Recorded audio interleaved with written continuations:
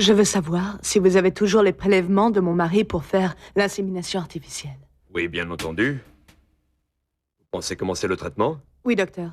Le plus vite possible. Je veux tomber enceinte le plus rapidement possible. D'accord, mais tout ça ne dépend pas de moi, mais de votre organisme. Nous devons attendre votre période de fertilité. Pourrions-nous savoir la date exacte? Il faut pratiquer quelques examens. Pouvez-vous me les faire aujourd'hui? Eh bien, oui, sans aucun problème. Patricia, veuillez accompagner Madame Sanchez-Sombrano au laboratoire. Tout de suite, docteur. Voici les examens que je vais vous faire. Oui, mais quand saurai-je la date exacte de... Dès demain, j'aurai tous les résultats. Pas d'inquiétude. Merci, docteur. Passez en salle d'examen. On se voit demain? Oui, très bien. Alors à demain. À demain. Félicitez votre mari. Dites-lui qu'il a pris la bonne décision. Merci. Dis-moi, Diego, jusqu'à quand nous allons t'avoir parmi nous, hein? Pour toute la vie, monsieur Manuel. Je ne pense pas partir d'ici. Et comment ça va se passer à la Cafetalero? Qu'elle reste où elle est. Ma vie est ici, dans cette région. Entre les caféiers. Diego, écoute, réfléchis bien parce que toi, plus que n'importe qui, tu sais que le travail à l'hacienda commence avec la récolte. Alors, tu vas passer la majeure partie de l'année à ne rien faire, Diego. Je te dis tout ça parce que tu peux en profiter et continuer à diriger la Cafetalero, Diego. C'est ce que faisait ton grand-père, qu'il repose en paix. Oui, je sais. Mais moi, je ne veux pas faire pareil. Je n'arrête pas de penser à tout ce temps que j'ai entre chaque récolte et la seule chose que je vois, c'est que je serai enfermé entre quatre murs. En plus, toi, tu vas m'aider. Moi? Pourquoi? Il vient de me venir une idée. Nous pourrions ouvrir un commerce. Nous pourrions acheter du café, en gros, pour le revendre aux autres trieuses du coin. Et non pas seulement à celle de Casablanca. Tu sais quoi, Diego? C'est une très bonne idée, ton truc. Malheureusement, la Oui. compétition est rude. Le but, c'est justement d'en finir avec la concurrence. Ce marché a besoin de quelqu'un qui puisse stocker d'immenses quantités de café pour le vendre en dehors des saisons de récolte.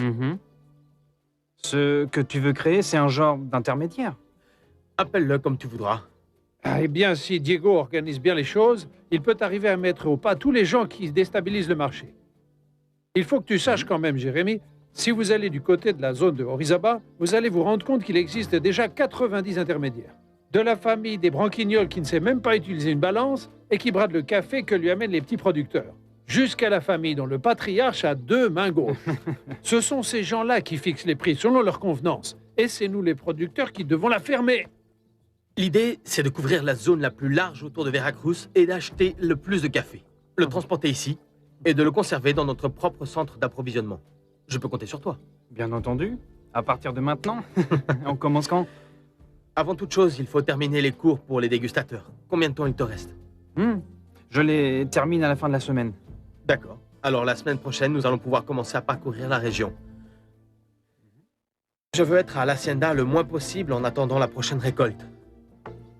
Très bien, alors est-ce qu'on va enfin tranquer cette nouvelle idée ou pas?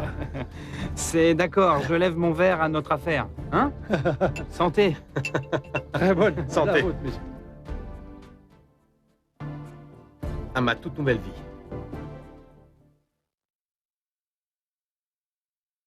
Dolores, vous avez reçu des nouvelles? Oui, monsieur. Monsieur Maldonado a appelé. Il voulait vous parler aujourd'hui de toute urgence. C'est l'avocat qui est en train de s'occuper du divorce. Ah. J'imagine qu'il doit avoir de très bonnes nouvelles. Madame Barbara a aussi appelé. Elle veut que vous la rappeliez. Merci, Dolores.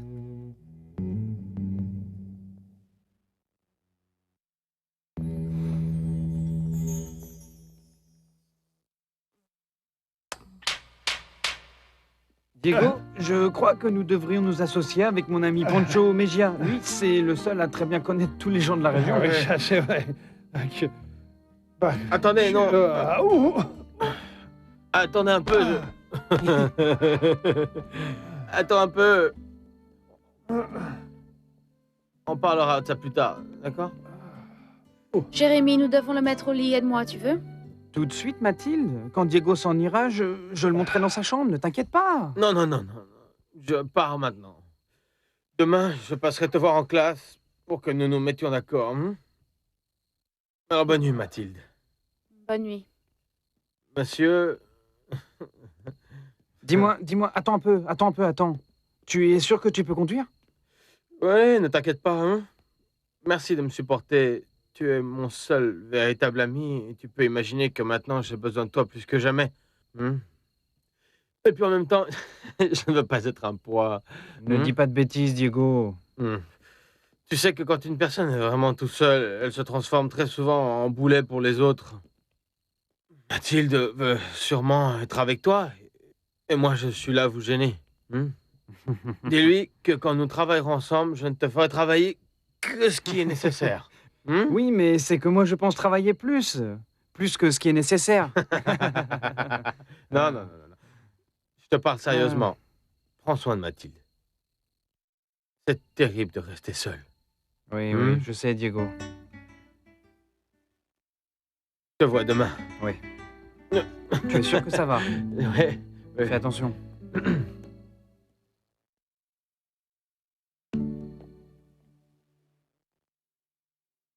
Allez, lève-toi! Mais lève-toi! Mathilde, attends un peu. Allez, lève-toi, Qu'est-ce que gros tu lard, fais? mais Ne le frappe lève-toi pas, donc. Mathilde. Qu'est-ce que tu fais? Aide-moi plutôt à le mettre au lit. Laisse-le là. Il dormira autant ici que dans son lit. Je n'en peux plus de devoir le coucher toutes les nuits. Viens. Laisse-moi plutôt t'accompagner dans ta chambre. Oui, mais on ne peut pas le laisser ici, Mathilde, quand même. Eh bien alors, c'est toi qui le transportes. Oh, ma pauvre tête. Ah, laisse-moi Ah, t'aider. qu'est-ce qui m'arrive à ma tête? Oh, Allez, debout. ah, Vous êtes plus Oui, lourd chaque et jour. attendez de voir votre gueule de bois. Qu'est-ce que vous avez fait à ma tête? Mais rien, tais-toi, il frotte. Ah, enfin, je vous aime, monsieur Sambrano. J'ai essayé partout de vous trouver. Quelle nouvelle avez-vous? Eh bien, que la notification du juge est enfin prête. Votre épouse ne va pas tarder à la recevoir, au plus tard demain. Est-ce que ma présence est vraiment nécessaire? Ça, non. Mais l'étape qui va suivre cette requête, c'est une citation du juge pour proposer une conciliation. Parfait. Trouvez-moi la date de cette citation et avertissez-moi en temps pour que j'organise le voyage. J'ai beaucoup de choses à faire ici et je ne veux pas perdre de temps. Ne vous en faites pas, monsieur Sanchez Sambrano. Je vous assure qu'après cette citation de conciliation, le processus sera beaucoup plus rapide. Très bien. Merci beaucoup, monsieur.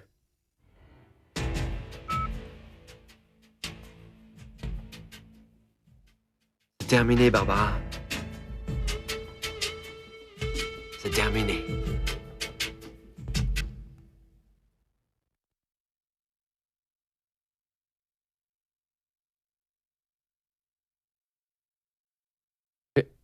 Ricardo, vieux frère.